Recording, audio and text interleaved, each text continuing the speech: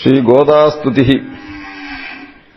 श्रीमान् वेङ्कटनाथार्यः कवितार्किककेसरी वेदान्ताचार्यवर्यो मे सन्निधत्ताम् सदा हृदि।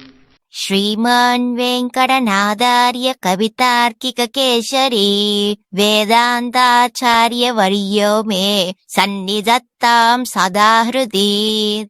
श्रीविष्णुचित्तकुलनन्दन श्रीविष्णुचित्तकुलनन्दन कल्पवल्लीम् कल्पवल्लीम् श्रीरङ्गराजहरिचन्दन श्रीरङ्गराजहरिचन्दन योगदृश्याम् योगदृश्याम् साक्षात् क्षमाम् करुणया साक्षात् क्षमाम् करुणया कमलामिवान्याम्